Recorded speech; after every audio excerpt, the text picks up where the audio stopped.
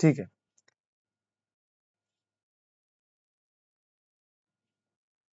तो भाई हमने जो है प्रीवियस क्लास में नेगोशिएबल इंस्ट्रूमेंट एक्ट 1881 को स्टार्ट करा था। एक बार मैं जल्दी से रिकॉल करवा रहा हूं बेटा, हमने क्या क्या पढ़ा था अभी तक इस एक्ट में, एक ही क्लास हुई है। मैंने आपको बताया था यहाँ पे दो टर्म है, नेगोशिएबल एंड इंस्ट्रूमेंट। बेटा इंस्ट्रूमेंट का मतलब था एक ऐसा डॉक्यूमेंट जो राइट या लाइबिलिटी क्रिएट करता है in favour of another person. I repeat, एक ऐसा डॉक्यूमेंट जो राइट या लाइबिलिटी क्रिएट करता है in favour of another person. Document में मैंने क्लियरली डिफाइन करा था, कोई भी चीज जो रिटर्न फॉर्मेट में है दैट इज अ डॉक्यूमेंट। जैसे याद है आपको, सुयश ने भाभी जी को लव लेटर लिखा था, तो लव लेटर भी एक डॉक्यूमेंट ही है बेटा।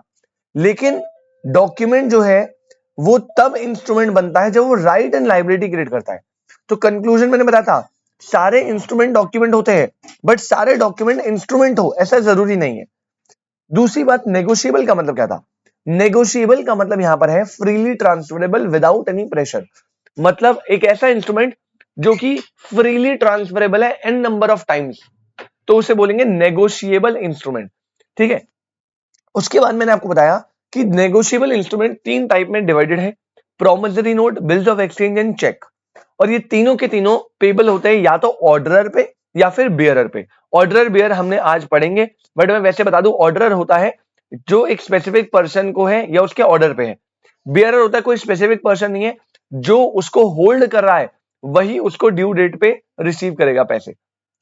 असेंशियल एलिमेंट्स की बात करूं बेटा, तो राइटिंग में होना चाहिए, साइंड होना चाहिए, फ्रीली ट्रांसफरेबल होना चाहिए, होल्डर का जो टाइटल है वो डिफेक्टिव नहीं होना चाहिए, एन नंबर ऑफ टाइम्स आप उसे ट्रांसफर कर सकते हो, अनकंडीशनल होना चाहिए, मनी ओनली के लिए होना चाहिए, सम पेबल, टाइम ऑफ पेमेंट पे ही सर्टेन होने चाहिए, एंड डिलीवर्ड होना चाहिए। ये सारे नेगोशिएबल इंस्ट्रूमेंट के कैरेक्टरिस्टिक्स हैं। अब हम सबसे पहले गए थे बिल्स ऑफ एक्सचेंज पे।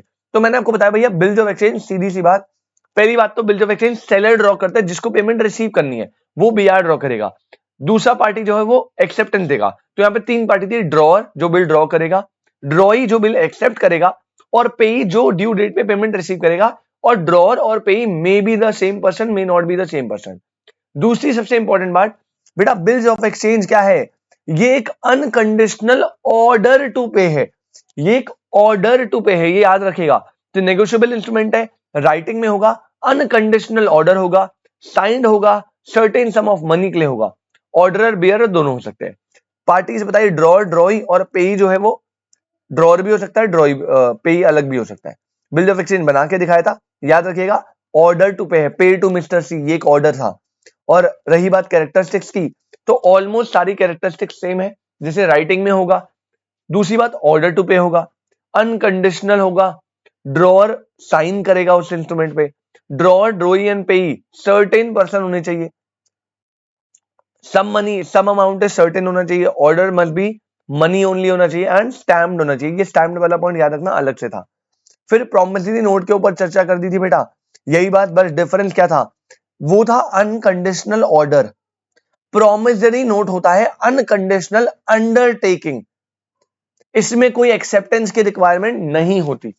राइटिंग में होगा, सारी सेम चीज रहती, बस मेकर पे ही दो पार्टी होता है, दो डिस्टिंक्ट पार्टी चाहिए चाहिए यहाँ पे, राइट। ये सारे हमने बातचीत कर ली, खत्म। अब पहले बताओ यहां तक कोई दिक्कत? जल्दी से बताओ, फिर हम आज का टॉपिक स्टार्ट कर रहे हैं। संदीप, सुयश बेटा, यहां तक कोई दिक्कत? No sir, okay. चलो भाई फिर जल्दी से आज की पहली हेडिंग डालो।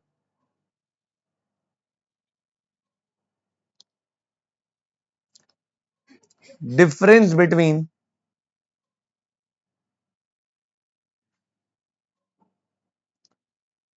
promissory note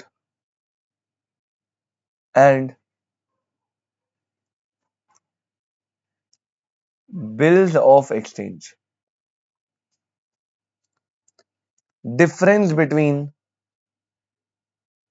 promissory note and bills of exchange.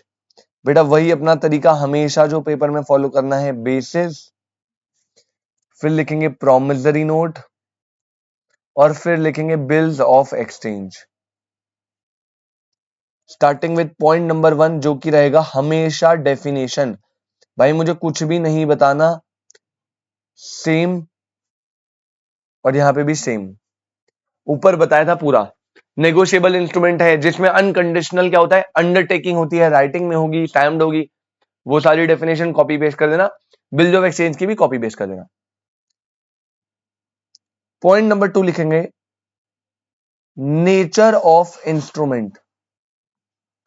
Point number 2 है नेचर ऑफ इंस्ट्रूमेंट। यहां पे लिखना, यहां पे होता है प्रॉमिस टू पे मनी। प्रॉमिस टू पे मनी मतलब this is a unconditional undertaking. यहां पे पर्सन खुद से ही प्रॉमिस टू पे मनी करता है।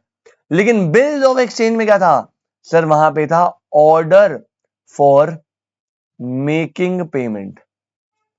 Order for making payment which means there is unconditional order. Unconditional order, दोनों में डिफरेंस था सुयश। प्रोमिसरी नोट पे जो जो पे करना है, जिसे जो जो पर्सन पार्टी लायबल है, वो कह रहा है मैं खुद से प्रॉमिस करो पे कर दूंगा। लेकिन बिल्स ऑफ एक्सचेंज में जिसने पैसे रिसीव करना है वो उसे बोल रहा है कि भाई तू पैसे पे कर दे, राइट। तो दिस इज अनकंडीशनल अंडरटेकिंग और बिल्स ऑफ एक्सचेंज क्या है, अनकंडीशनल ऑर्डर है। थर्ड पॉइंट लिखेंगे बेटा पार्टीज इन्वॉल्व। तो यार देखो प्रोमिसरी नोट में तो होती है ओनली 2 पार्टीज, यहां पे तो सिर्फ 2 ही पार्टीज होंगी ओनली। पहला होगा जो प्रोमिसरी नोट का मेकर है और दूसरा होगा बेटा जो प्रोमिसरी नोट से पैसे रिसीव करेगा पेई। लेकिन यहां पे होती है 3 पार्टीज। देखो मैंने ओनली नहीं लिखा, यहां पे 3 पार्टीज होती है। मतलब आपको पता है सम टाइम यहां पे 2 पार्टीज भी हो सकती है अगर ड्रॉअर और पेई सेम पर्सन है तो, अदरवाइज 3 पार्टीज, ड्रॉअर, ड्रॉई एंड पेई।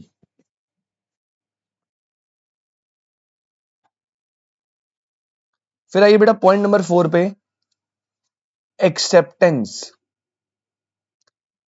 संदीप भाई एक बार बताना, प्रोमिसरी नोट पे क्या हमें एक्सेप्टेंस चाहिए होता है? प्रोमिसरी नोट पे क्या एक्सेप्टेंस चाहिए होता है, यस और नो? No sir. अरे भैया बिल्कुल करेक्ट। जब जिसने पैसे देने हैं वो खुद से ही अनकंडीशनल अंडरटेकिंग ले रहा है, खुद से ही एक्सेप्ट करा कि हाँ मैं पैसे दूंगा, प्रॉमिस करो पैसे दूंगा, तो यहां पे एक्सेप्टेंस की क्या बात आई? हाँ लेकिन जो बिल्स ऑफ एक्सचेंज है उसमें ड्रॉअर ने बिल्कुल ड्रॉ करा, लेकिन भाई उसे एक्सेप्ट भी तो करवाना पड़ेगा ना ड्रॉई से। तो यहां पे लिखो एक्सेप्टेंस में, promissory note does not require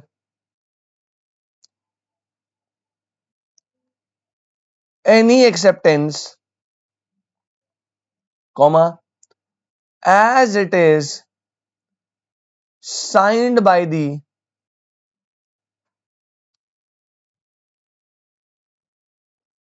person who is liable to pay।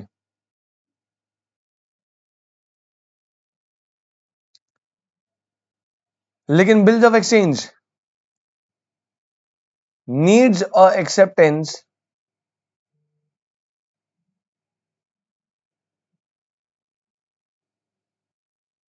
from the drawee।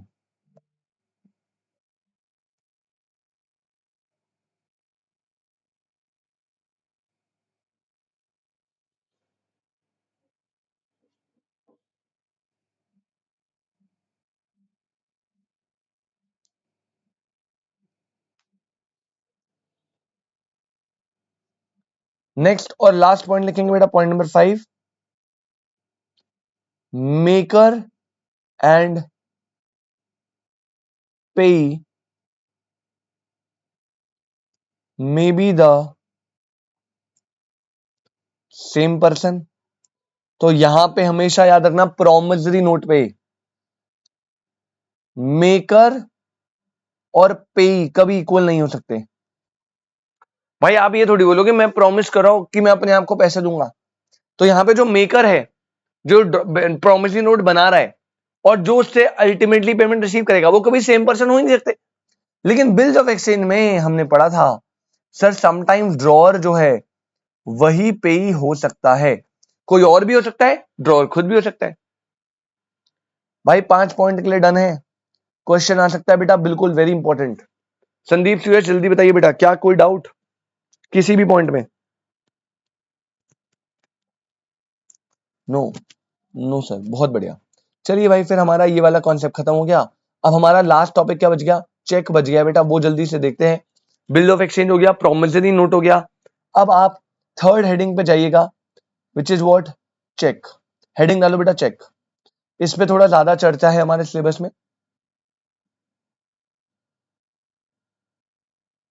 Heading डालो भाई चेक।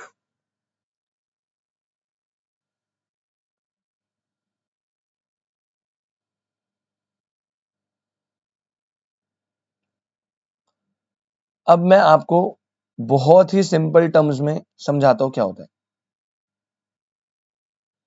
पहले मैं रफ में बता रहा हूं, बहुत ध्यान से देखना, अभी ये नोट मत करना बेटा। चेक जो होता है ना, पहली बात, वो होता है एक बिल ऑफ एक्सचेंज। चेक एक बिल ऑफ एक्सचेंज है, सेम। बट ध्यान रखना, इसमें 4 चीजें नहीं होती। चेक की डेफिनेशन है, चेक एक बिल्स ऑफ एक्सचेंज है, बिल्कुल बिल ऑफ एक्सचेंज है। ठीक है, ड्रॉअर ड्रॉ करेगा, ड्रॉई पे ड्रॉ करेगा, पेई होगा एक पर्सन। अभी आपको थोड़ा समझ नहीं आ रहा, बट मैं अभी समझाऊंगा तो आपको कहोगे सर अच्छा, आप क्लियर है। तो चेक पहली बात एक बिल ऑफ एक्सचेंज है, बट पहला, रफ में लिख रहा हूं भाई, लिखना मत, नो एक्सेप्टेंस रिक्वायर्ड। अब मैं डिफरेंसेस बता रहा हूं क्या है। सुरेश मेरे भाई, पहला, चेक में कोई एक्सेप्टेंस नहीं चाहिए होती।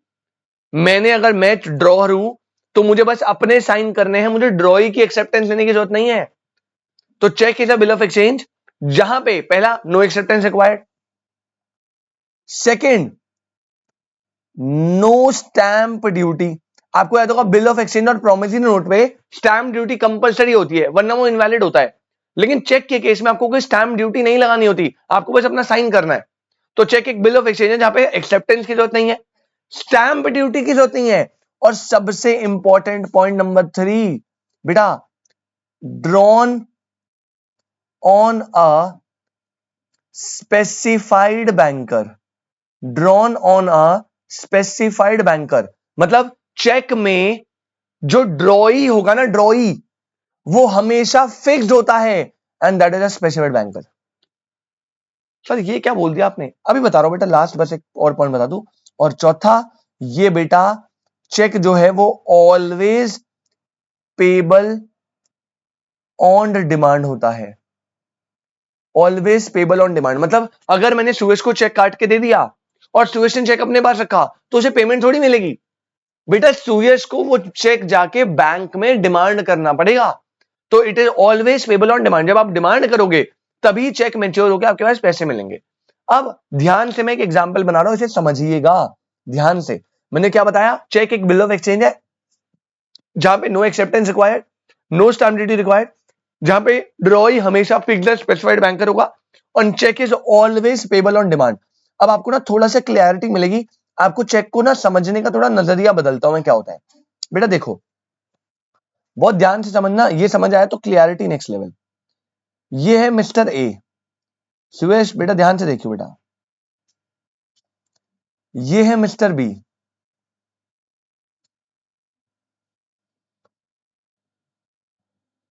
अब मिस्टर ए ने यहां पे गुड सोल्ड करे ₹10 लाख के। मान लो क्रेडिट पे करे, क्रेडिट पे नहीं करे, ऑन द स्पॉट करे, ठीक है, गुड सोल्ड करे 10 लाख के। अब बी ने बोला यार मैं आपको पेमेंट तो कर दूंगा, ये क्रेडिट पे मान लो, लेकिन मैं आपको क्या करूंगा, पेमेंट तो कर दूंगा लेकिन मैं चेक से पेमेंट करूंगा और मैं 1 महीने बाद पैसे दूंगा। अभी मेरे पास पैसे नहीं है लेकिन मैं आपको पैसे दूंगा 1 महीने बाद। तो बेटा देखो क्या होगा, यहां पे ये भाई साहब जो है इन्होंने क्या करा, एक चेक ड्रॉ कर दिया। चेक ड्रॉ कितने का? 10 लाख का। बहुत ध्यान से देखना बेटा, बहुत ध्यान से। चेक ड्रॉ करा 10 लाख का, ठीक है। मान लो अभी मेच्योर हो, अभी की डेट है या 1 महीने बाद की डेट है, उससे फर्क नहीं पड़ता, चेक ड्रॉ कर दिया। सबसे पहले जो बी है भैया, वो है ड्रॉअर, क्योंकि इसने चेक को ड्रॉ करा। अब ड्रॉअर जब ड्रॉ करता है तो हमने देखा ना बिल ऑफ एक्सचेंज में वो एक्सेप्टेंस ले जाता है, लेकिन यहां पे कोई एक्सेप्टेंस की रिक्वायर्ड नहीं है, यहां पे कोई एक्सेप्टेंस की रिक्वायर्ड नहीं है, ये हो गया ड्रॉअर। अब ध्यान से, सुयश बी तो ड्रॉअर है क्योंकि उसने चेक ड्रॉ करा है। सोच के बताइए बेटा, ए कौन है? ए वो है जिसे 10 लाख रुपए रिसीव होने वाले, और मैंने बताया था जिसे पैसे रिसीव होते हैं, पेई। वेरी गुड, ड्रॉई मत बोल देना गलती से, वेरी गुड, ये है पेई, इसे पैसे रिसीव होंगे। अब आपका आपका भाई आप सर पकड़ लोगे, सर ये क्या है, ये तो ड्रॉर हो गया, इसने चेक ड्रॉ करा, मिस्टर ए पेई है क्योंकि ड्यू डेट पे उसे पैसे रिसीव होंगे, तो सर यहां पे ड्रॉई कौन है? अरे बेटा ड्रॉई है specified banker. Let's assume mister B का वो जो अकाउंट है वो एचडीएफसी बैंक में है, तो एचडीएफसी बैंक जो है वो यहां पर ड्रॉई बन गया। वो क्या बन गया यहां पे? ये जो है ये आपका ड्रॉई है। अब देखो ये कैसे वर्क कर रहा है बेटा, यहां पर ड्रॉअर जो है वो चेक ड्रॉ करता है on HDFC bank. HDFC bank को बोलता है कि भैया तेरे को 10 लाख रुपीस पे करने हैं टू मिस्टर ए, और डेट उसने स्पेसिफाई कर दी, 1 महीने 2 महीने जो भी है टाइम है। अब देखो इसने चेक ड्रॉ करा, ये ड्रॉअर है, एचडीएफसी बैंक ड्रॉई है क्योंकि पेमेंट की लायबिलिटी एचडीएफसी बैंक के ऊपर है। ऑब्वियसली अकाउंट में से तो बीके काटेगा, लेकिन पे कौन करेगा ड्यू डेट पे करेगा एचडीएफसी बैंक, तो वो ड्रॉ ही हो गया। लेकिन मैं पहले बताया क्या ये एक्सेप्टेंस के लिए भेजेगा? बेटा no acceptance required, no stamp duty required, cheque हमेशा ड्रॉन होता है ऑन अ स्पेसिफाइड बैंकर। तो ये याद रखना, चेक में ना ड्रॉई हमेशा फिक्स्ड होगा, ड्रॉई कभी चेंज ही नहीं होगा, ड्रॉई हमेशा होगा स्पेसिफाइड बैंकर। और लास्ट मैंने बताया था क्या, कि चेक के केस में वो पेबल ऑन डिमांड होगा। ठीक है, ये मैंने एचडीएफसी बैंक पे ड्रॉ कर दिया, और ड्रॉ करके ये चेक मैंने किसको दे दिया? ये भाई साहब पेई को, साइन वाइन करके। अब ड्यू डेट पे ये जाएगा, क्योंकि भाई अपने आप तो मैच्योर होगा नहीं, मैंने बोला था it is always payable on demand, तो इसको जाना पड़ेगा ड्यू डेट पे एचडीएफसी बैंक के पास। अरे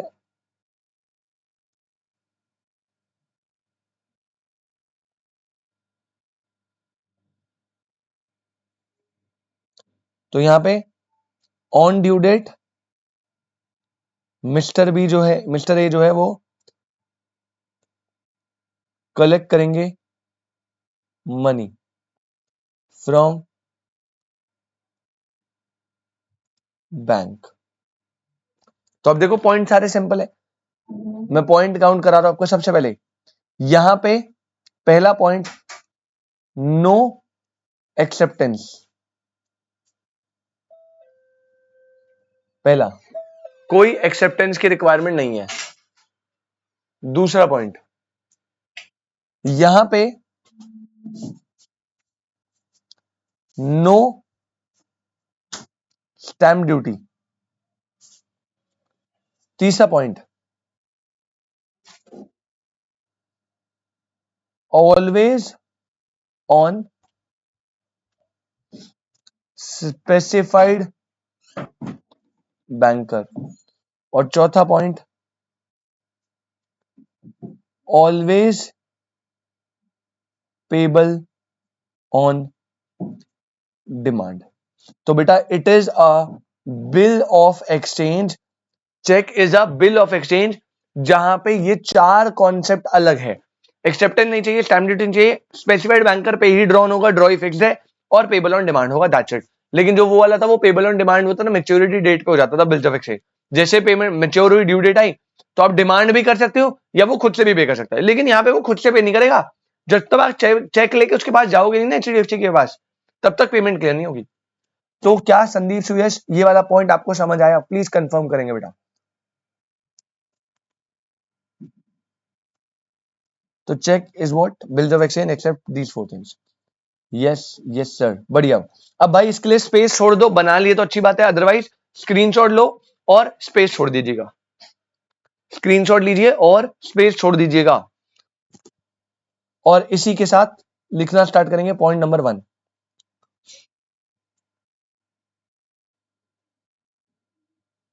लिखो भाई, a cheque is a bills of exchange. A check is a bills of exchange drawn on a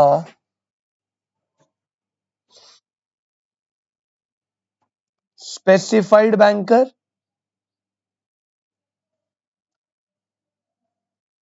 and not expressed to be payable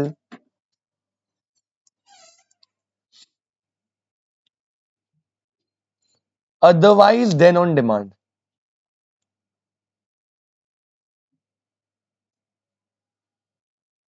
and comma करके एंड, तो ये क्या है, बिल ऑफ एक्सचेंज है जो ऑलवेज स्पेसिफाइड बैंकर पे draw होगा और हमेशा पेबल होगा ऑन डिमांड। एंड बेटा डेफिनेशन खत्म नहीं हुई, ठीक है, एंड इट इंक्लूड्स, अब चेक में क्या क्या आता है, it includes number A the electronic image of a truncated check, and number B, a check in the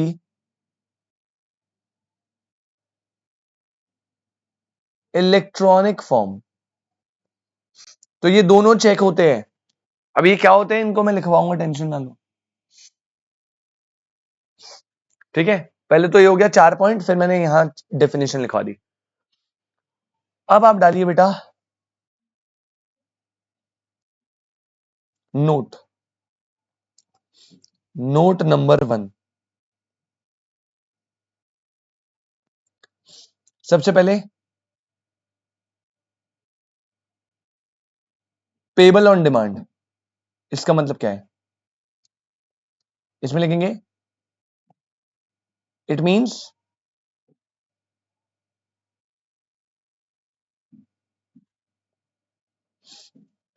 it should be payable whenever the holder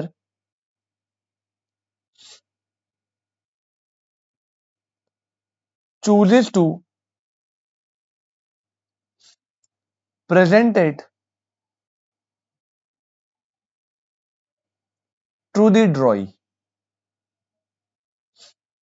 ड्रॉई fix है, banker. Payable on demand, it should be payable whenever the holder chooses to present it to the drawee. अगर आप आज लेके चले गए तो आज पैसे मिल जाएंगे, परसों गए परसों मिल जाएंगे, जब आप प्रेजेंट करोगे बैंकर के पास, ड्रॉई के पास, तो वो पे कर देगा। Payable on demand. सेकंड लिखना बेटा नोट नंबर 2, वो है, आपको दिख रहा है बी पॉइंट है, cheque in the electronic form. अभी आप लिख लो, मैं समझाऊंगा सारा एक साथ ही। Cheque in the electronic form, इसमें लिखना means check drawn in electronic form by using any computer resource,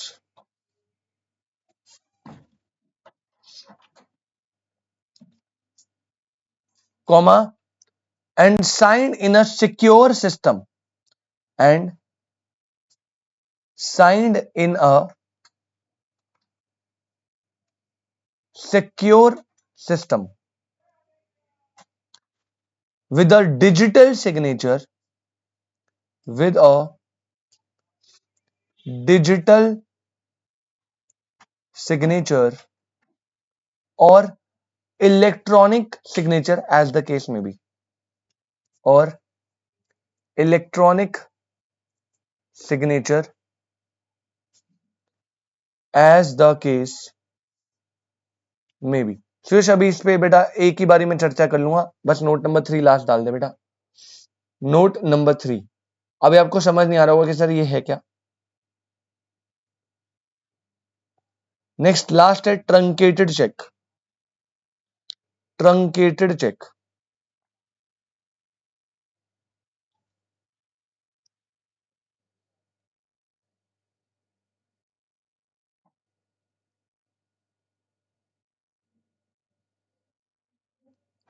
truncated cheque में लिखना बेटा,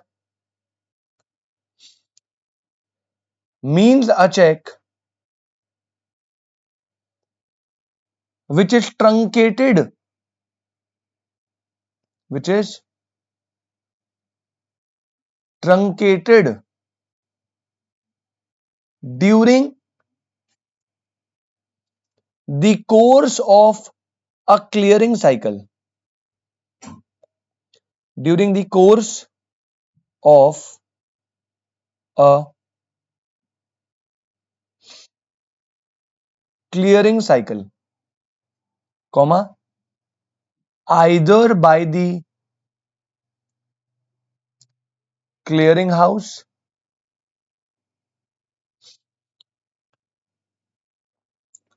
or by the bank, whether paying or receiving payment, whether paying or receiving payment,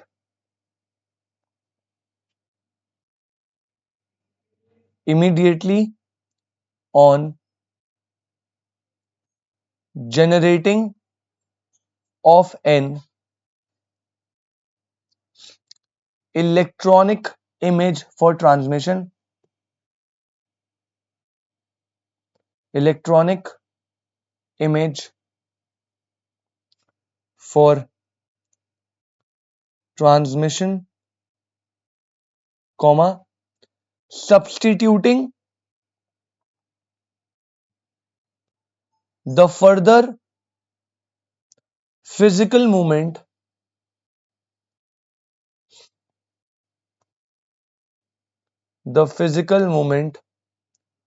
of the check in writing, of the check in writing। पढ़कर बेटा तुम्हें मुझे पता है घंटा कुछ समझ नहीं आया, टेंशन ना लो, एक बारी मीटिंग को रीजॉइन करो सेम लिंक से, फिर मैं बताऊंगा, 1 सेकंड में समझ आ जाएगा, बहुत इजी है, बस लैंग्वेज थोड़ी टेढ़ी मेढ़ी है।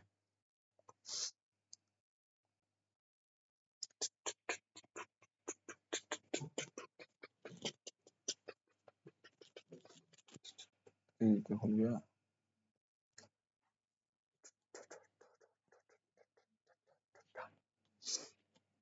एक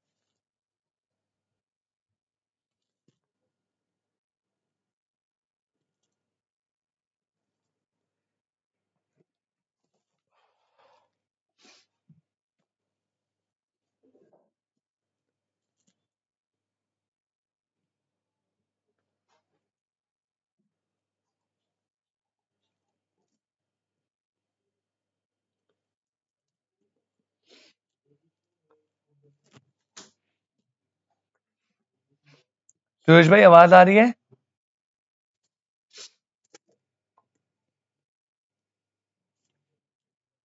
चलिए बेटा, अब मैं आपको ये समझाना चालू करो, स्टार्टिंग से स्टार्ट करेंगे, जो जो बोल रहा है सब देखते चलते हैं। वैसे सिंपल शब्दों में मैंने आपको क्लियरली बता दिया, चेक एक क्या है, सुरेश, चेक एक बिल ऑफ एक्सचेंज है। With 4 exceptions, no acceptance, no stamp duty, specified banker पे ड्रॉ होगा और ऑलवेज पेबल ऑन डिमांड। तो पहले तो यहां पे यही बोला हुआ है।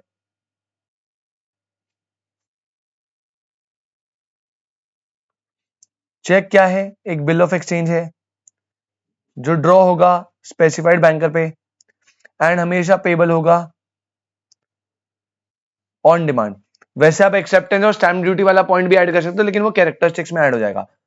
दूसरा बेटा याद रखना, डेफिनेशन का पार्ट है चेक इंक्लूड्स। अब कंफ्यूजन ना हो इसलिए क्या बोला, कह रहे चेक में ट्रंकेटेड चेक भी आएगा और जो चेक है इन द इलेक्ट्रॉनिक फॉर्म वो भी आएगा। अब नोट में मैंने आपको यह समझाया कि भैया पेबल ऑन डिमांड तो क्लियर है। अब ये दोनों क्या होता है बेटा सुनो, आजकल के मॉडर्न जमाने में बेटा चेक दो टाइप से बनते हैं।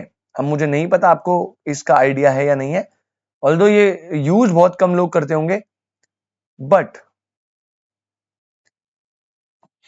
चेक होते हैं दो तरीके से ड्रॉ। बहुत ध्यान से सुनना बेटा। एक तो होता है ट्रेडिशनल तरीका, आपको चेकबुक मिलती है, आप उसमें पैसे डालते हो, साइन करते हो, चेक काट के दे देते हो। आजकल आप चाहो तो चेक इलेक्ट्रॉनिक फॉर्म में भी जनरेट कर सकते हो। मतलब बेटा आप इलेक्ट्रॉनिक फॉर्म में एक सिस्टम पे जो है चेक लोगे, उस पे डिजिटल सिग्नेचर है, उसे डिजिटली फिल करोगे और फिर आप डिजिटली ही उसे सेंड कर दोगे। तो that is cheque in electronic form. और यहां पे क्लियरली लिखा कि चेक की डेफिनेशन में चेक इन इलेक्ट्रॉनिक फॉर्म को भी हम इंक्लूड करेंगे। तो चेक का मतलब सिर्फ फिजिकल चेक नहीं है जो आप पेज वाला देख रहे हो, पेपर वाला। चेक में cheque in the electronic form भी इंक्लूड होगा। क्या लिखा है देखो, means cheque drawn in electronic form by using any computer resource and signed in a secure system with a digital signature or electronic signature। अब से truncated check क्या होता है बेटा, ध्यान से सुनो। पहले क्या होता था ना, पहले जो चेक है वो ट्रेडिशनली ही आता था, मतलब वही चेकबुक से फाड़ के दे दिया। अब चेक इलेक्ट्रॉनिक फॉर्म में बन गए। इलेक्ट्रॉनिक फॉर्म में सुरेश बहुत अच्छी बात क्या है बेटा, डेटा का रिकॉर्ड रहता है। अब यार अब आपको पता है ना, जितने भी चेक होते हैं वो बैंक अपने पास रखता है। भाई कल को मान लो कोई बंदा आ गया कि भाई मैंने तो चेक साइन ही नहीं करा था, तो उसके पास प्रूफ होना चाहिए ना कि भाई ये ले देख तेरा चेक, तेरा साइन है यहाँ पे, मुझे मिला था, मैंने तभी क्लियर करा। तो ना चेक को बैंक जो है वो संभाल के रखता है। लेकिन प्रॉब्लम ये है जो ट्रेडिशनल चेक्स है, क्योंकि वो फिजिकल फॉर्म में होता है, तो बैंक कितने सारे चेक्स क्लियर करता है, कितने सारा डेटा वो कहां रखेगा भाई पन्नों में। ऐसे वो चेक संभालता चला गया, उसके पास तो इतना बड़ा स्पेस हो जाएगा चेक को रखने के लिए। तो आजकल क्या हो रहा है, बैंक चेक को ट्रेडिशनल फॉर्म से कन्वर्ट कर देते हैं इलेक्ट्रॉनिक फॉर्म में। मतलब अगर कोई चेक इलेक्ट्रॉनिक फॉर्म में ही जनरेट हुआ है तो बहुत अच्छी बात है। लेकिन मान लो बैंक के पास कोई चेक आए बहुत सारे जो ट्रेडिशनल फॉर्म में, पेपर फॉर्म में है। अब बैंक कह रहा है यार ये डेटा ऐसे स्टोर करना तो बड़ा मुश्किल है। तो बैंक क्या करता है, उस ट्रेडिशनल चेक को, फिजिकल चेक को सब्स्टिट्यूट करके, कन्वर्ट करके इलेक्ट्रॉनिक या डिजिटल फॉर्म में बना लेता है और उसे बोलते हैं ट्रंकेटेड चेक। तो कह रहा है चेक में दोनों चीजें आएंगी, चेक इलेक्ट्रॉनिक फॉर्म में भी हो सकता है और चेक ट्रंकेटेड भी हो सकता है। मतलब अगर कोई फिजिकल चेक को हमने इलेक्ट्रॉनिक में कन्वर्ट करा है तो हम उसे भी चेक ही मानेंगे। देखो क्या बोल रहा है, means a cheque which is truncated. Truncated मतलब ट्रेडिशनल वाले को कन्वर्ट कर लिया इलेक्ट्रॉनिक वाले में, during the course of a clearing house, either by the clearing house or by the bank, whether paying or receiving payment immediately on generating on an electronic image for translation. तो आप उसे electronic image में convert कर दो scan वगैरह करके, इसे बोलते हैं ट्रंकेटेड चेक। संदीप सुरेश पहले बताओ बेटा ये समझ आया? तो मैंने आपको चेक का मतलब बता दिया, मैंने बता दिया चेक में दोनों चीज आएंगी, चाहे वो इलेक्ट्रॉनिक फॉर्म में है चाहे वो ट्रंकेटेड है। जल्दी बताएंगे भाई, क्या कोई दिक्कत? क्या कोई दिक्कत? क्लियर एकदम? यस सर क्लियर है, नो सर कोई दिक्कत नहीं है, ऐसा था इसका मतलब। आ जाओ भाई फिर नेक्स्ट हेडिंग डालो, नेक्स्ट हेडिंग डालो जल्दी से इसी के अंदर, पार्टीज ऑफ चेक। अब वो ये पार्टीज, एसेंशियल एलिमेंट, ये सब बचा हुआ है।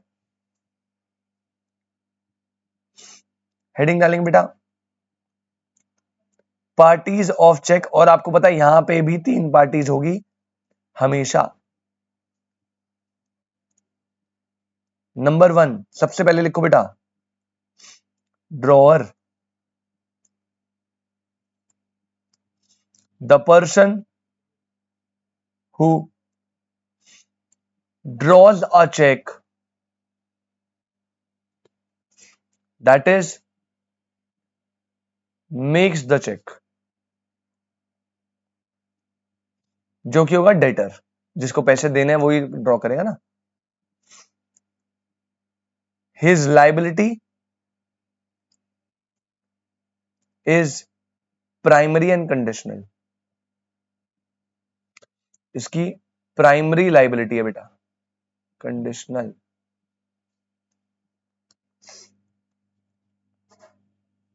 बी लिखेंगे बेटा,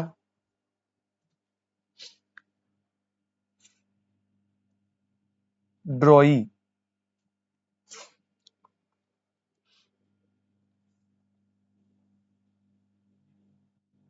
ड्रॉई हमेशा फिक्स है। The specific bank on whom check is drawn, comma, he makes the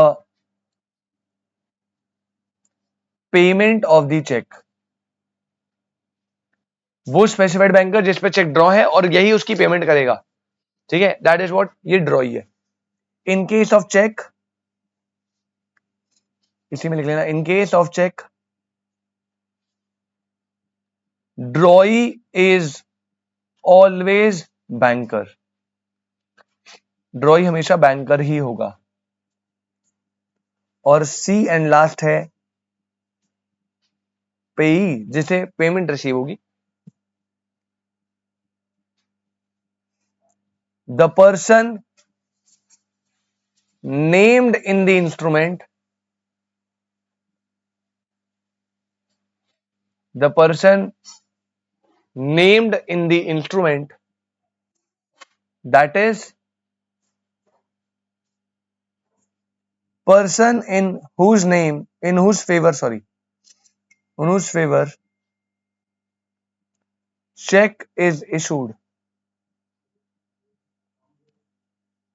comma करके लिखना, या फिर बोल सकते हो to whom or to whose order to pay, to whom or to whose order, sorry, the money by the instrument, the money by the instrument directed to be paid is called the pay। ये हो गया parties of check.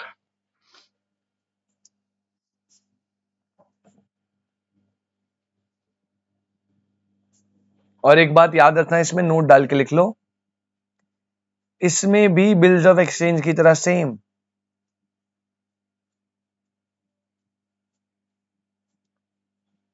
The pay may be the drawer himself और a third party.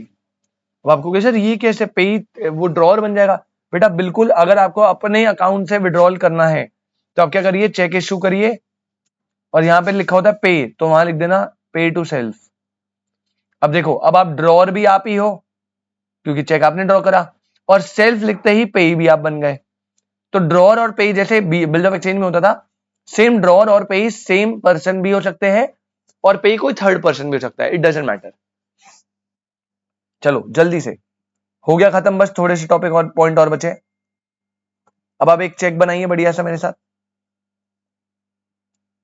ये है check,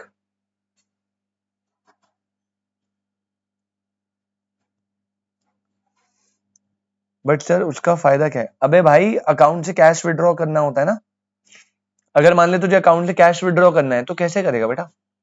ATM नहीं है तेरे पास, या तुझे एटीएम की लिमिट होती है 50, तुझे उससे ज्यादा विड्रॉ करना है तो कैसे करेगा? तो चेक से होता है। ओ मैं कुछ और, हाँ तुझे पैसे विड्रॉ करने हैं अपने ही अकाउंट से, एक स्पेसिफाइड अमाउंट से ज्यादा, तो तू एटीएम पे जा नहीं सकता, तो आपको अपने ही नाम का चेक इशू करना होता है, सेल्फ मतलब।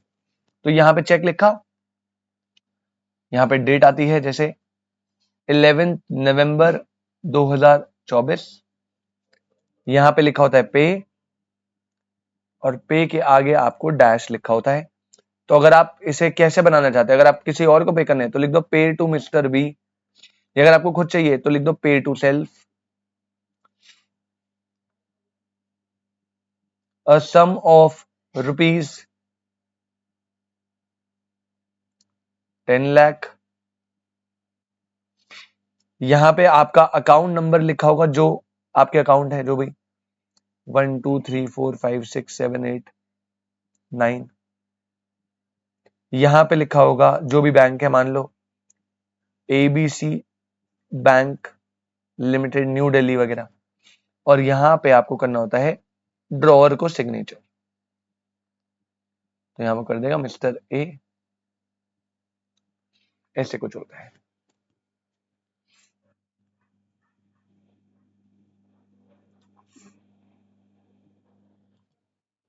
संदीप बता भाई, कोई दिक्कत चेक में? जल्दी से बताओ भाई, पहले कॉन्सेप्ट समझा दिया, क्या बिल्स ऑफ एक्सचेंज है, 4 चीजों को छोड़ के चेक में 2 चीज आएगी, electronic form cheque, truncated cheque. Parties 3 है, ड्रॉअर, ड्रॉई, पेई, और ड्रॉअर और पेई सेम भी हो सकते हैं इन सम केसेस, और ड्रॉ करके दिखा दिया। संदीप, सुयश, एनी डाउट बेटा? और अगर डाउट नहीं है तो जल्दी से नेक्स्ट हेडिंग डालिए।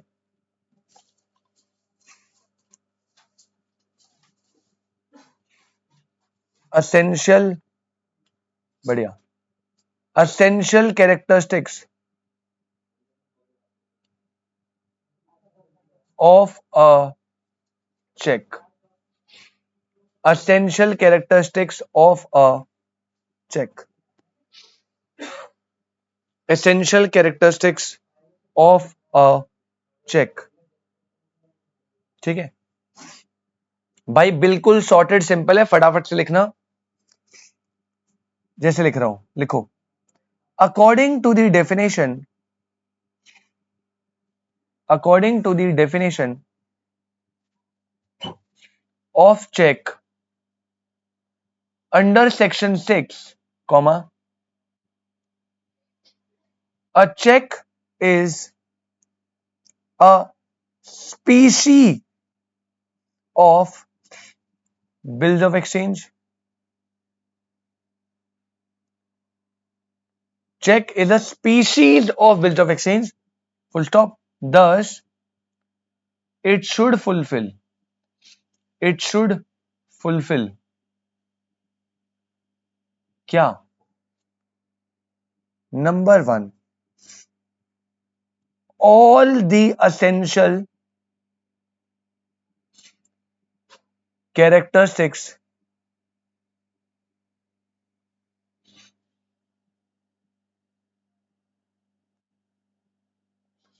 of a bill of exchange। भाई बिल्कुल लॉजिकल है, चेक एक बिल ऑफ एक्सचेंज है, तो भाई बिल ऑफ एक्सचेंज में जितनी, पहला क्या, पहला सर एक तो राइटिंग में होना चाहिए, दूसरा साइंड होना चाहिए, अनकंडीशनल ऑर्डर होना चाहिए, मनी पेबल सर्टेन होना चाहिए, पे सर्टेन होना चाहिए।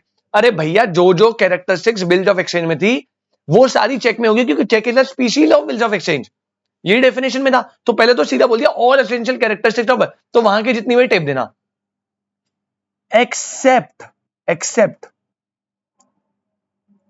एक्सेप्टेंस बाय ड्रॉई, ये नहीं होता, ये मैंने पहले बता दिया, एंड स्टैम्प्ड। वहां पे अगर आप जाओगे एक्सेप्टेंस एंड स्टैम्प्ड दोनों थी, बेटा बोल दिया सारे एसेंशियल एलिमेंट इन दोनों को छोड़ के। सेकेंड पॉइंट,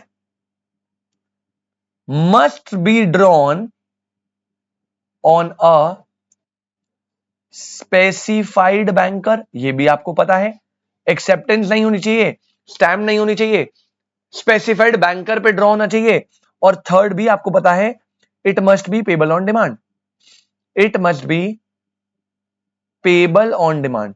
और बेटा इन सबके अलावा जो भी है वो सारी कैरेक्टरिस्टिक्स सेम है बिल्स ऑफ एक्सचेंज की। तो एक्सेप्टेंस नहीं चाहिए, स्टैम्प नहीं चाहिए, ड्रॉई जो है वो स्पेसिफाइड बैंकर होगा, पेबल ऑन डिमांड होगी, बाकी सारी characteristics as it is same है जैसा था। ठीक है, और यहां लिख लेना साइड में, ये जो दो मेजर चीजें ना, ये वैसे चारों है बट ये जो मेजर चीज है ये चेक को डिफरेंट बनाती है बिल्स ऑफ एक्सचेंज से, स्पेशली ये दोनों चीजें। बाकी एक्सेप्टेंस और स्टैम्प भी है। और नीचे लिखेंगे एक नोट। सुरेश भाई नोट में ध्यान से सुन लेना, all cheques are bills of exchange, याद रखिएगा। But all bills of exchange are not cheque. समझ लेना बेटा बहुत ध्यान से, ये जो है ना ये है बेटा बिल्स ऑफ एक्सचेंज, ये ब्रॉडर कॉन्सेप्ट है और इसका एक स्पीसी होता है चेक। तभी बोला जितने भी चेक है वो सारे बिल्स ऑफ एक्सचेंज है उनका नेचर, लेकिन जरूरी नहीं है कि सारे बिल्स ऑफ एक्सचेंज जो है वो चेक हो, क्योंकि चेक बनने के लिए पहले तो आपको बिल्स ऑफ एक्सचेंज बनना पड़ेगा ना, 4 कैरेक्टरिस्टिक्स को छोड़ के तो सारी लानी पड़ेगी। तो जितने भी चेक है वो बिल्स ऑफ एक्सचेंज होते हैं, लेकिन सारे बिल्स ऑफ एक्सचेंज चेक नहीं होते। संदीप सुरेश बेटा जल्दी से बता दो यार, कोई डाउट है तो, वरना चेक वाला टॉपिक जो है वो खत्म हो गया भाई। जल्दी से बता दो, ये पूरा आपका चेक का कॉन्सेप्ट था। मैंने आज एक promissory note bills of exchange का डिफरेंस कराया, फिर मैंने पूरा चेक की बातचीत कर दी। हाँ, चेक पूरा खत्म नहीं हुआ, अभी इसके कुछ अलग इंपॉर्टेंट टॉपिक्स हैं, डिसऑनर विसऑनर करके आएंगे, लेकिन हाँ इंट्रोडक्शन में जैसे हम पढ़ रहे थे वो सारा खत्म हो गया है। Any doubts? No sir, no doubt, बस बहुत बढ़िया। तो अभी के लिए चेक को खत्म क्लियर करने के बाद मेरी संतुष्टि के लिए लास्ट हेडिंग डाल देते हैं जो इंपॉर्टेंट है पेपर के लिए, डिफरेंस बिटवीन, क्योंकि आपको पता है डिफरेंस हमें सारे करने हैं। तो difference between bills of exchange and cheque. ठीक है, शॉर्ट में कराऊंगा, आप पेपर में प्लीज प्रॉपरली लिखिएगा अच्छे से, मैं थोड़ा शॉर्ट में कराऊंगा।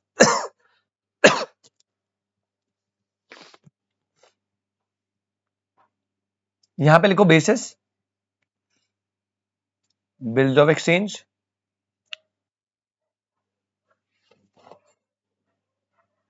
Check. Basis, bills of exchange, check.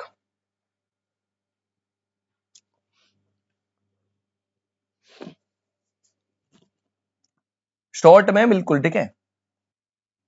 सबसे पहले ड्रॉई, थोड़ा ध्यान लगा के सोचना, आराम से अपने आप समझ आएगा। ड्रॉई बिल्स ऑफ एक्सचेंज में होता है एनी पर्सन, कोई भी ड्रॉई हो सकता है, लेकिन यहां पे होता है स्पेसिफाइड बैंकर। बेटा अगर कहीं पर भी आपको कंफ्यूजन हो प्लीज एक बार बता देना कि सर ये पॉइंट दोबारा बताओ।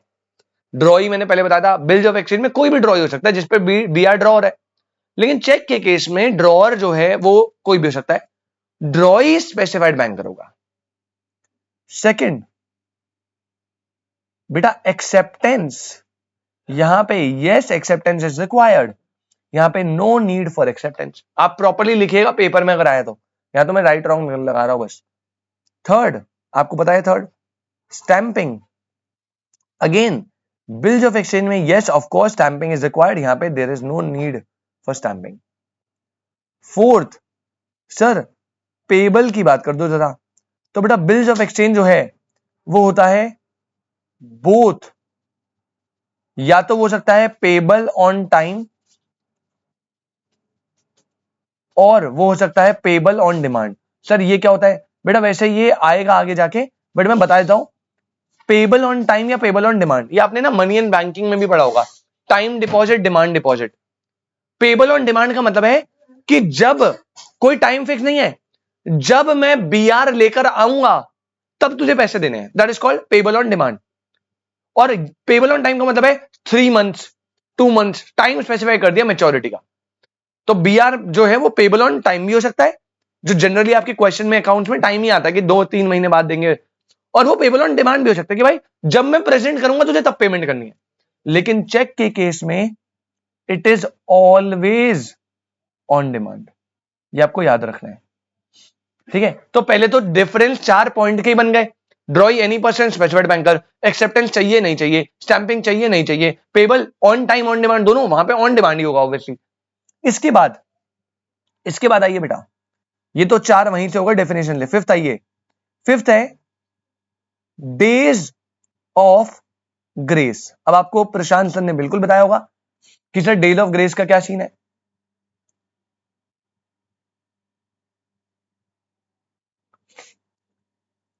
यहां पे ग्रेसिंग पीरियड चलता है, यहां पे कोई ग्रेसिंग पीरियड नहीं चलता। आपको याद होगा 3 डेज का ग्रेस पीरियड देना पड़ता है, तो यहां पे देना पड़ता है और यहां पे ऐसा कोई सीन नहीं है। पॉइंट नंबर 6 लिखना बेटा, वैलिडिटी पीरियड। बेटा बिल्स ऑफ एक्सचेंज में कोई वैलिडिटी पीरियड नहीं होता। 3 ग्रेस डेज, हाँ बिल्कुल संदीप भाई करेक्ट है। बिल्स ऑफ एक्सचेंज में कोई वैलिडिटी पीरियड नहीं होता। जैसे मैंने आज बिल ऑफ एक्सचेंज बना दिया, लेट्स अज्यूम 9 महीने बाद, तो 9 महीने बाद पेमेंट मिल जाएगी, कोई दिक्कत नहीं है, जितना लंबा बनाना बनाओ, वैलिडिटी लंबी है, कोई अनलिमिटेड।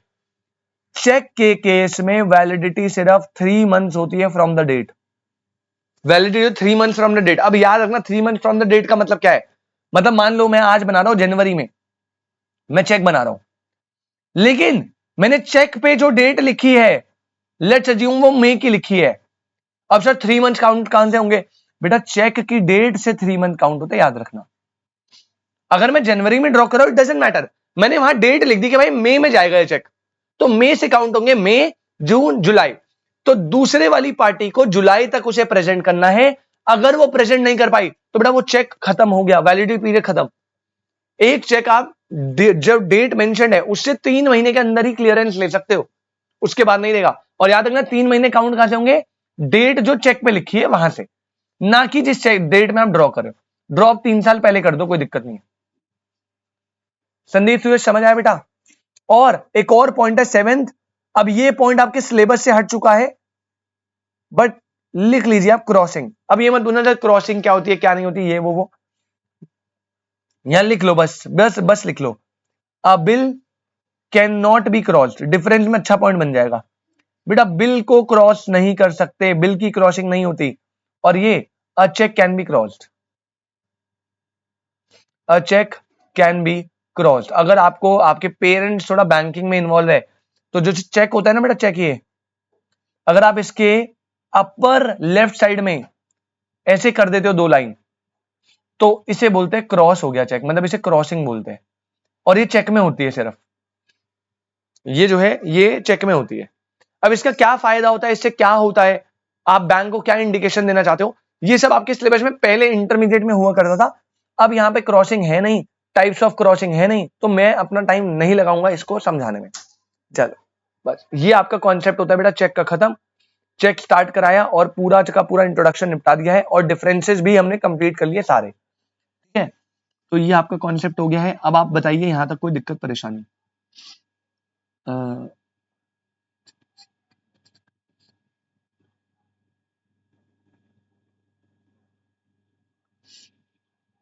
अ, हाँ ठीक है। संदीप भाई कोई दिक्कत,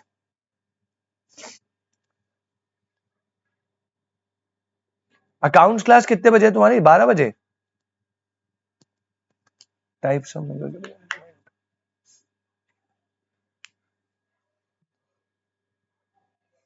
नो सर, फिर कितने बजे है अकाउंट्स की क्लास, आज नहीं है, अच्छा जी, अरे क्या बात है, तो चलो फिर कल है, ओके ओके।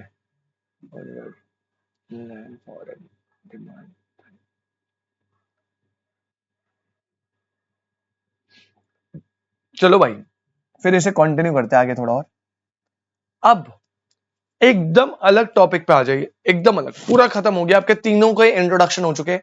अब हम थोड़ा प्रिसाइजली टेक्निकल टॉपिक्स पे जाने वाले हैं। आप जो है बेटा एकदम फ्रेश हेडिंग डालेगा, सब कुछ चेक वेक सब निपट गया है। अब हेडिंग डालना बेटा types of negotiable instrument. Paper के लिए बेटा सुपर इंपॉर्टेंट है। कैसे आएगा मैं आपको बताऊंगा अच्छे से, किस तरीके से क्वेश्चन बनते हैं वो भी मैं बताऊंगा अच्छे से, बट पेपर के लिए it is super important. Types of negotiable instrument, ठीक है। तो बेटा याद रखिएगा, आप लाइन के सेंटर में लिखो नेगोशिएबल इंस्ट्रूमेंट।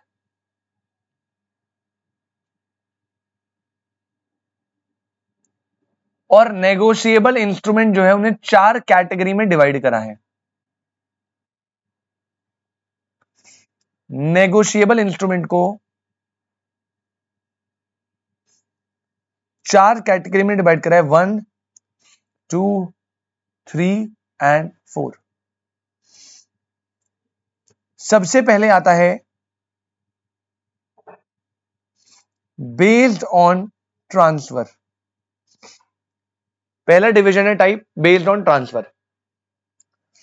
बेटा दूसरा है बेस्ड ऑन लोकेशन। बेटा इससे सुपर पेपर में क्वेश्चन आता है भाई, बहुत बढ़िया question. Based on transfer, based on location.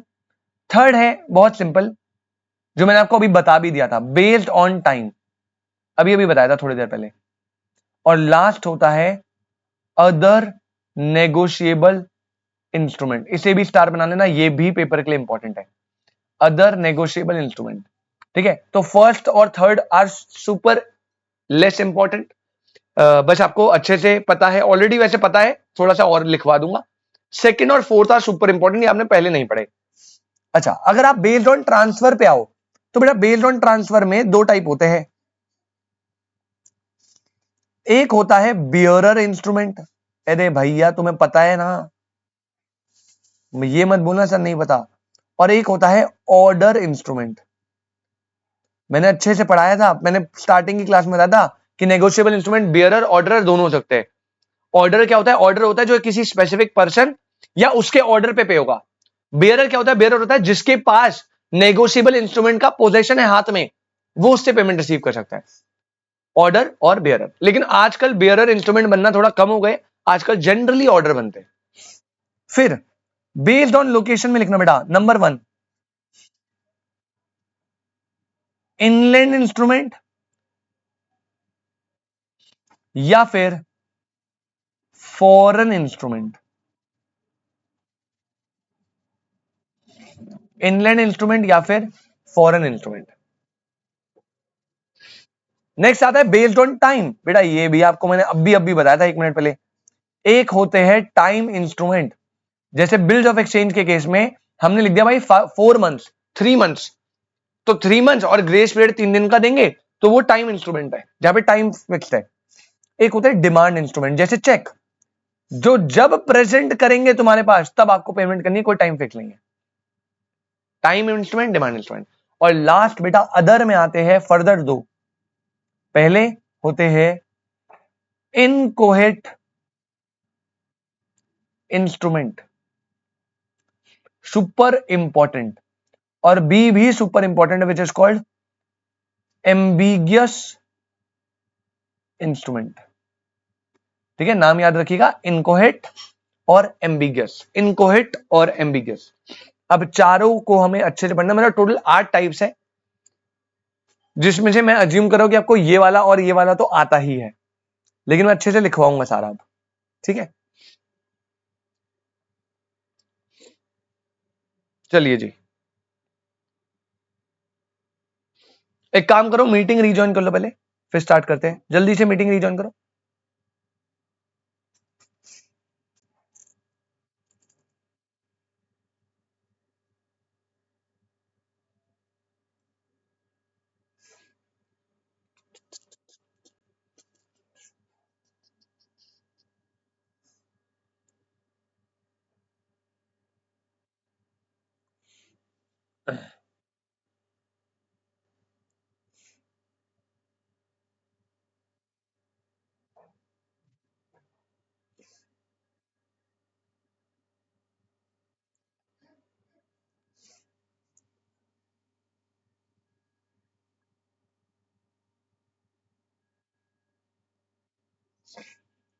पहला लिखेंगे बेटा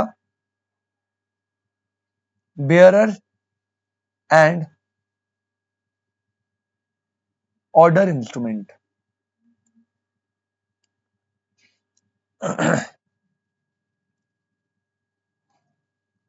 इसके अंदर ए सबसे पहले लिखेंगे bearer इंस्ट्रूमेंट,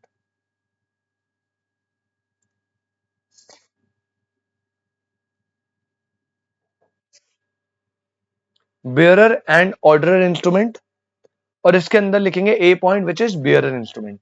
अब bearer क्या होता है आपको पता है? क्या बोल रहा है देखो, it is an instrument whose it is an instrument sorry where comma पहला point the name of the payee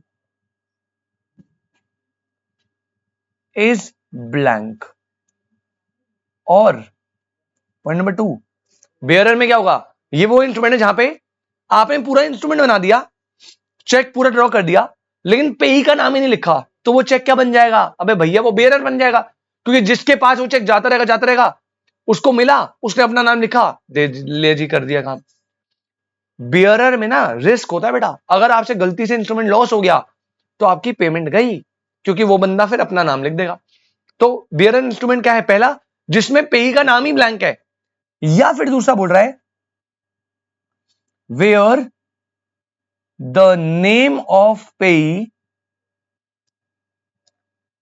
is specified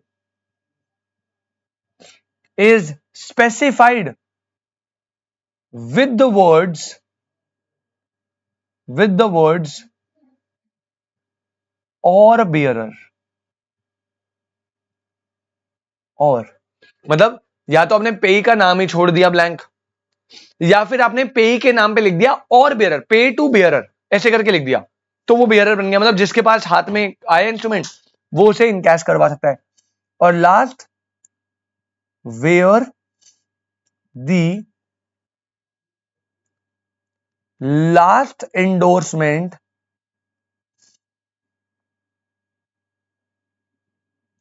is blank. बेटा एंडोर्समेंट ई से भी लिखते हैं, आई से भी लिख सकते हैं, कोई दिक्कत नहीं है। आपकी मॉड्यूल में कहीं ई से लिखा है, कहीं आई से लिखा है। एंडोर्समेंट मतलब आप समझ रहे हो। अब ये क्या बोल रहा है सर? इसमें क्या बोला देखो, जैसे ना मैंने चेक ड्रॉ करा, मैंने लिख दिया पे टू ए। अब ये क्या है? ये बियरर है, ऑर्डर? सर ये ऑर्डर है। अब ए ने क्या करा? ए ने इसे आगे एंडोर्स करा।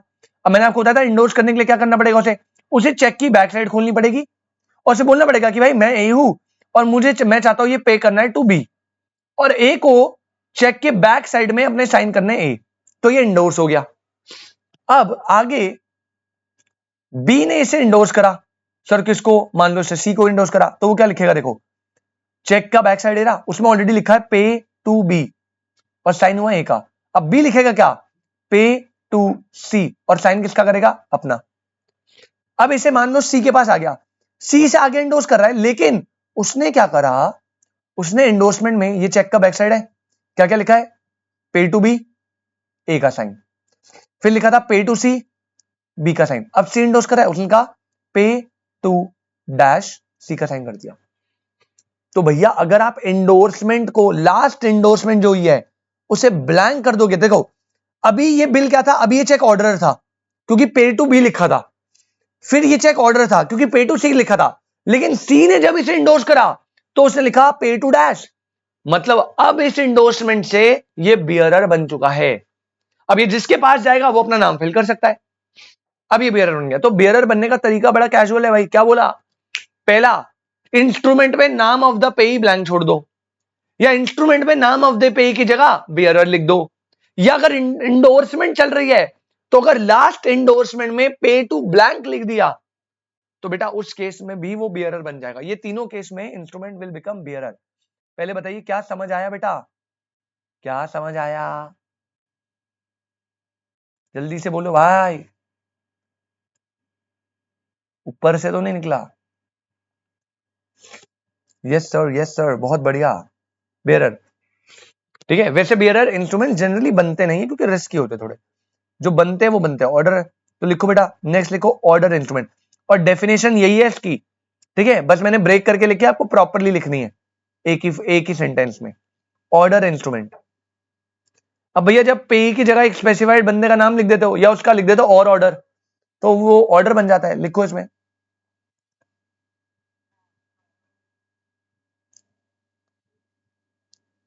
It is an instrument which is payable, which is payable, comma, पहला टू अ पर्सन, और दूसरा पेबल टू अ पर्सन और हिज ऑर्डर, ये भी ऑर्डर ही कहलाएगा। अगर आपने पे की जगह क्या लिख दिया, मिस्टर ए, या आपने लिखा पे टू मिस्टर ए और हिज ऑर्डर, मतलब या तो ए को पे होगा या ए जिसको बोलेगा उसको पे होगा, या फिर आपने लिख दिया payable to order of a person, ये लिख दिया, तीनों में ऑर्डर है। अब देखो डिफरेंस क्या है बेटा, मैंने इंस्ट्रूमेंट बनाया और मैंने लिखा पे टू बी, सीधा नाम मेंशन कर दिया, ऑर्डर है। मैंने लिखा पे टू बी और हिज ऑर्डर, इसका मतलब या तो बी को पे करो या बी जिसे बोले उसको पे करो। तो ये बैंक में जाएगा, बी कहेगा भाई देखिए ना, और ये तू मेरे मेरे ब्याह पे सी को पे कर दे, तो या तो बी या फिर सीधा लिख दो pay to order of B. मतलब इसमें क्या होगा, दोनों में डिफरेंस समझो, थर्ड वाले में पेमेंट बी को नहीं हो सकती, नहीं होगी, बस उसके ऑर्डर पे होगी, वो आगे सी को डी को देना चाहे वो हो जाएगा। तो पे टू बी पेमेंट से बी को होगी, बी या उसके ऑर्डर पे, तो बी को भी हो सकती है या वो किसी और को ऑर्डर दे, या फिर pay to order of a person, मतलब बी को पेमेंट नहीं होगी लेकिन बी जिसको बोलेगा उसके ऑर्डर पे होगी। तो ये तीनों टाइप जो है वो ऑर्डर इंस्ट्रूमेंट है, क्योंकि यहां पे आपका नाम होना स्पेसिफिकली इंपॉर्टेंट है, या तो आपको नाम हो या आपके पास पावर दी गई है ऑर्डर देने की। तो पहले बताइए बेटा, बियरर एंड ऑर्डर इंस्ट्रूमेंट में कोई भी दिक्कत? अगर दिक्कत नहीं है तो मैं अगले वाले पे आऊं भाई, अगला वाला मजेदार है बहुत। Sandeep, Suyash, any doubts?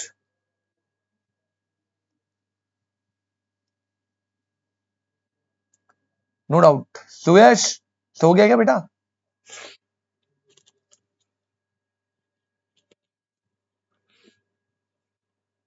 बढ़िया।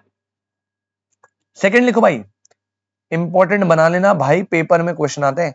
पेपर में ना आपको इंस्ट्रूमेंट दे देगा चार पांच, चार दे दिए, मानो चार ट्रांजेक्शन दे दिए, चार केसेस, और बोले आइडेंटिफाई करो कौन सा इनलैंड है कौन सा फॉरेन है, और इसमें बड़े बड़े कंफ्यूज होते हैं, लेकिन मैं आपको ऐसी शॉर्ट ट्रिक बताऊंगा ना, आप जिंदगी में कभी कंफ्यूज नहीं होंगे। इनलैंड एंड फॉरेन इंस्ट्रूमेंट, भाई देखो लोकेशन के बेसिस पे, inland instrument, foreign instrument, trick याद रखेगा, कंफ्यूजन नहीं होगी।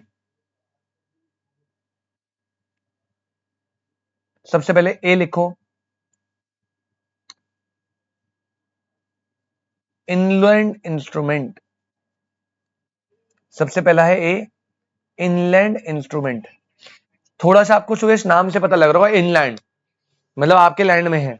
अब ये इनलैंड कैसे बनता है, डेफिनेशन है,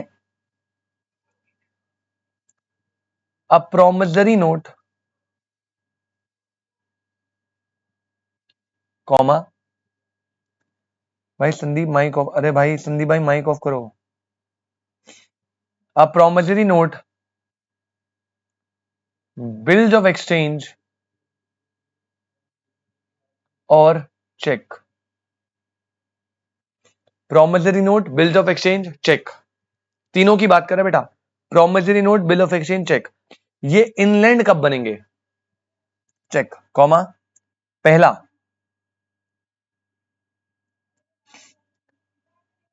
drawn in India,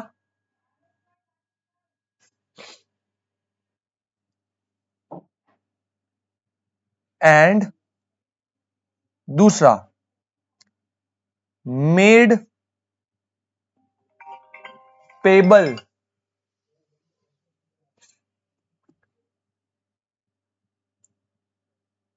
in India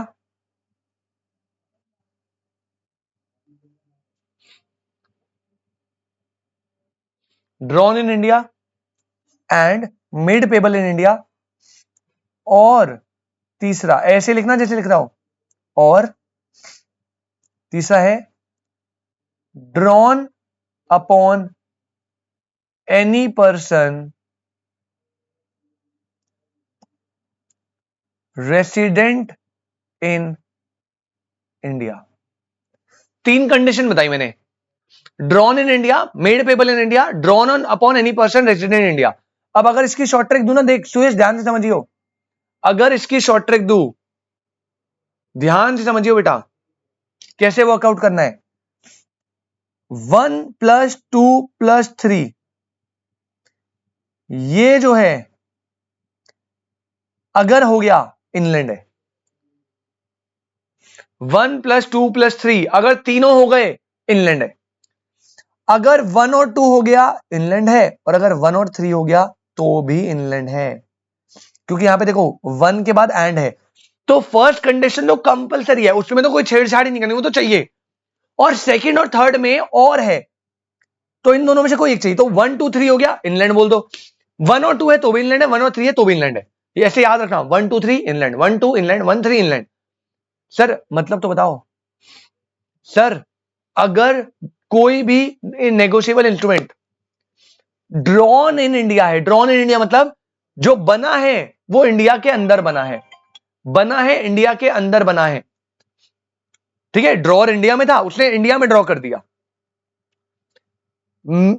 ये कंडीशन चाहिए, ड्रॉ कहां होना चाहिए, इंडिया के अंदर, ठीक है। दूसरा, मेड पेबल इन इंडिया, उसकी पेमेंट भी इंडिया में हो रही है। फिर से बोल रहा हूं बेटा, फर्क नहीं पड़ता कौन ड्रॉ कर रहा है, कहां ड्रॉ कर रहा है, किसको ड्रॉ कर रहा है। मैंने बिल ड्रॉ करा इंडिया में, मैंने यूएसए के बंदे को यूएसए में ड्रॉ कर दिया, लेकिन जब पेमेंट करने आया तो यूएसए का बंदा इंडिया में आके पे कर रहा है, तो मेड पेबल तो इंडिया में हुआ है ना। तो या तो अगर बिल, नेगोशिएबल इंस्ट्रूमेंट, चेक कोई भी ड्रॉन इन इंडिया है, पहला कंडीशन सुपर इंपॉर्टेंट, इसके बिना तो हो ही नहीं सकता। देखो अब तीनों में 1 1 1 आ रहा है, तो ड्रॉन तो इंडिया में होना चाहिए। इसके साथ एंड बोला, या तो वो पेमेंट भी इंडिया में हो रही है, या पेमेंट इंडिया में नहीं हुई, तो ड्रॉन अपॉन एनी पर्सन जो इंडिया का रेसिडेंट है, ऐसा भी है तो भी चलेगा। मान लो मैंने इंडिया का एक बंदा है राम, जिसने इंडिया में बीआर ड्रॉ करा, तो कंडीशन नंबर 1 मीट हो गई। किस व्यक्ति को, सर श्याम को, जो कि रेसिडेंट ऑफ इंडिया है, ठीक है, लेकिन अभी वो करंटली यूएसए में है, छुट्टी पे गया है, ये एक इनलैंड इंस्ट्रूमेंट होगा। क्यों? क्योंकि ड्रॉन इन इंडिया, और ड्रॉ जिस पर्सन को हुआ है वो भी रेसिडेंट ऑफ इंडिया है। या फिर उल्टा है, देखो अब देखो, मैंने ड्रॉ करा मिस्टर इंडिया में, मिस्टर राम ने बीआर ड्रॉ करा इंडिया के अंदर, ड्रॉन हो गया। अब उसमें वो किसको ड्रॉ हुआ, मिस्टर जॉन को, जो कि यूएसए में है, लेकिन इसकी पेमेंट देने, पेमेंट आए वो इंडिया में देने, तो क्या हुआ, ड्रॉन इन इंडिया, लेकिन मेड पेबल इन इंडिया भी हो गया, तो 1 और 2 मीट हो गए, तो बेटा ये भी इनलैंड इंस्ट्रूमेंट है। तो आई होप आपको समझ आया, अगर कोई instrument drawn in India, made payable in India, drawn upon any person resident in India, 1 2 3 हो गए इनलैंड है, 1 2 हो गए इनलैंड है, 1 3 हो गए इनलैंड है। संदीप सुरेश ऐसे याद रहेगा बेटा, जल्दी बोलो। अगर ड्रॉन इन इंडिया नहीं है ना, तो वही बात खत्म हो गई है, फिर जल्दी बोलो रे, समझ आया क्या? सुयश बेटा ऑल क्लियर? यस। और इसी का दूसरा भाई और लिख लो, पॉइंट नंबर बी, छोटा सा है, जल्दी लिखेंगे इसे, फॉरेन इंस्ट्रूमेंट, फॉरेन इंस्ट्रूमेंट। इसके बाद लास्ट एक वो वाला कराऊंगा ऑन द बेसिस ऑफ वो टाइम और डिमांड, इनकोहेट और एम्बिगस अगली क्लास में करेंगे, ठीक है। थर्सडे को बेटा आपको अगर याद होगा, थर्सडे को सबसे पहले आपको और नॉर्मल क्लास के लिए आना है, 12:30 जो क्लास का टाइम होता है, और उसके बाद आपको टेस्ट के लिए आना है, उसी के बाद आपका टेस्ट होगा वहीं पे, तो प्रिपेयर रहिएगा टेस्ट के लिए। फॉरेन इंस्ट्रूमेंट लिखेंगे बेटा, instrument which are not inland, बस बात खत्म। अबे भैया अगर कोई इंस्ट्रूमेंट इनलैंड नहीं है, इनलैंड कब नहीं होगा आपको पता है, अगर 1 to 3 कंडीशन नहीं है तो इनलैंड है, नहीं हुई मीट तो भाई फिर फॉरेन इंस्ट्रूमेंट हो जाएगा। पॉइंट नंबर 3 सेकंड लिखना इसमें, any such instrument not so drawn comma made or made payable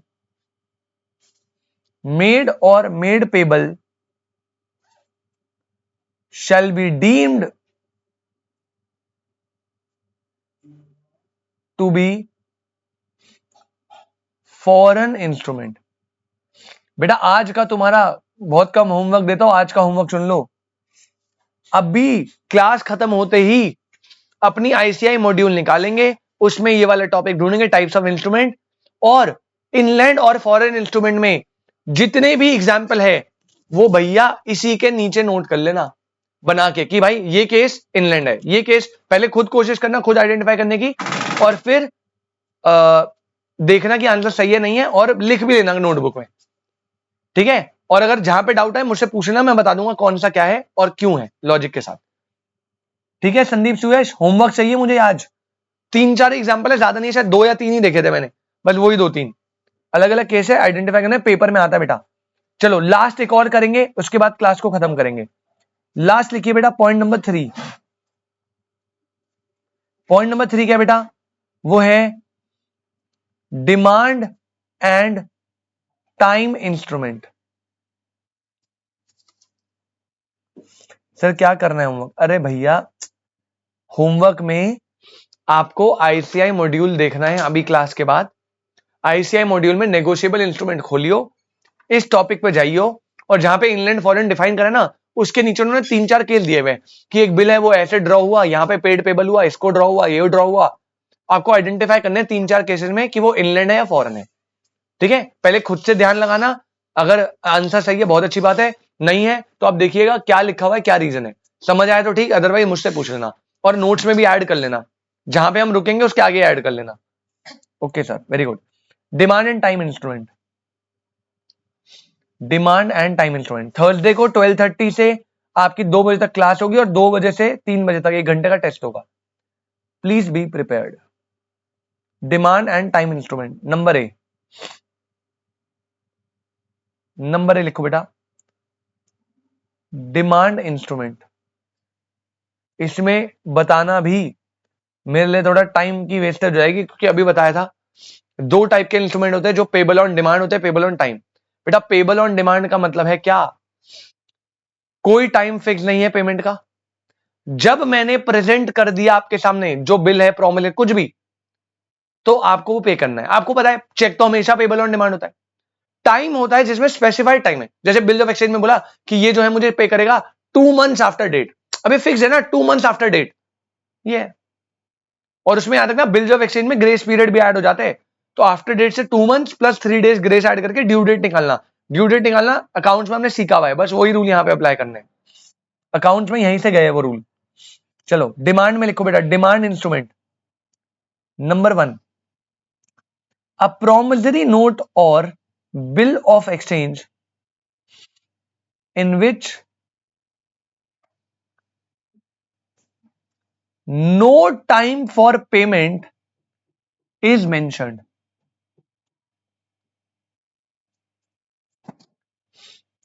A promissory note or bill of exchange in which no time for payment is mentioned, कोई time mention ही नहीं है, 2 महीना 3 महीना कुछ नहीं बताया हुआ, is mentioned, is payable on demand। वो क्या बन जाएगा बेटा, payable on demand.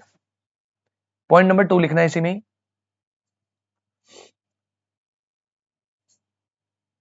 bill and notes are payable, bill and notes मतलब प्रोमिसरी नोट और बिल ऑफ एक्सचेंज की बात करें, are payable either on demand or at a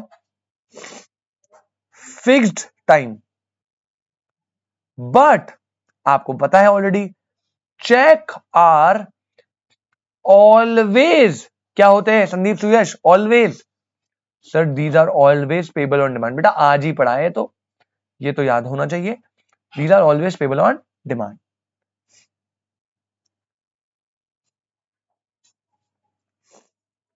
last point number 3 star बना लेना, ऑल्सो नोन एज, बेटा जो demand instrument होते हैं उन्हें eight site instrument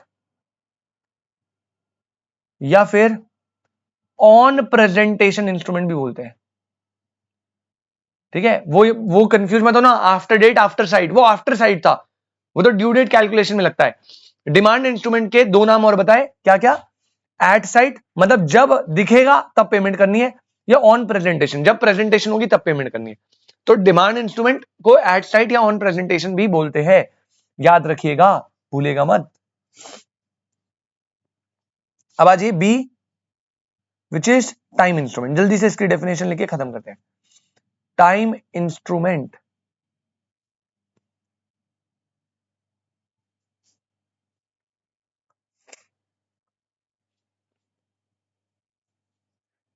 a bill of exchange or promissory note which is payable, comma पहला after a fixed period, अगर fix period के बाद है टाइम है बेटा, और आफ्टर साइट, और एट साइट नहीं बोला, याद रखना, एट साइट डिमांड हो जाता है, आफ्टर साइट अभी मैं एग्जांपल दूंगा सबके, ये भी टाइम बनेगा, after sight comma oh sorry third on a specified date or on the happening of an event,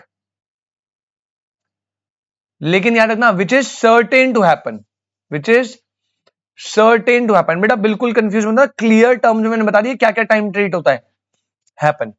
जैसे एग्जांपल देता हूं, ये बनाया मैंने बिल ऑफ एक्सचेंज, अब मैंने बोला मैं दे रहा हूं ऑर्डर टू पे बी को 10 लाख, कब पे करना है, मैंने लिखा पहला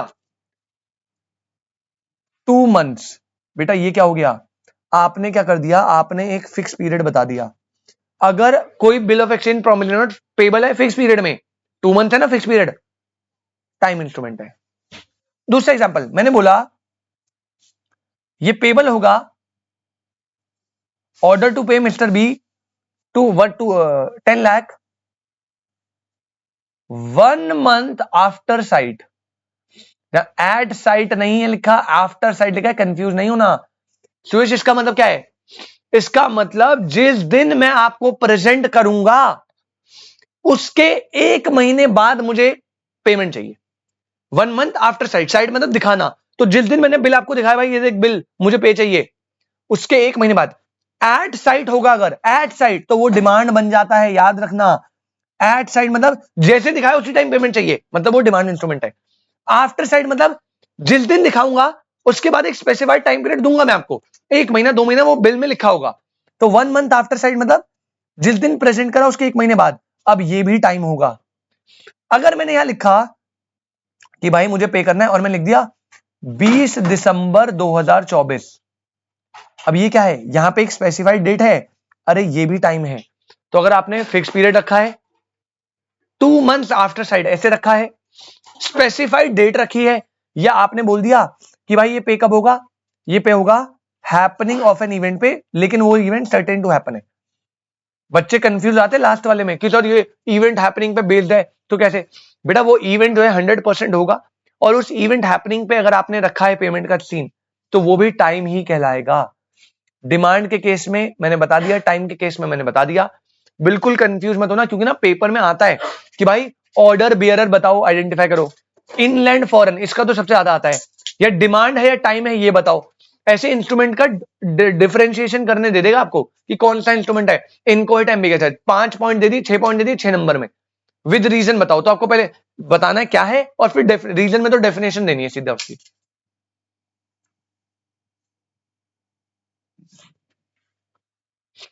संदीप सुयश समझ आया बेटा?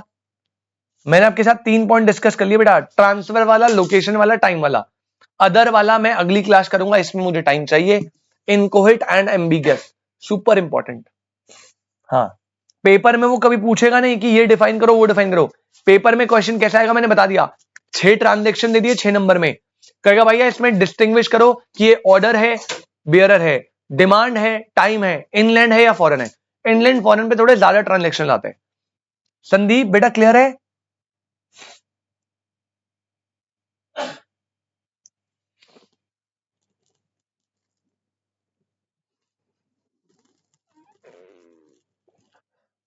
अरे संदीप बेटा क्लियर है? सुयश बेटा क्लियर है? हाँ सुयश का तो आ गया, संदीप भाई क्लियर है ना?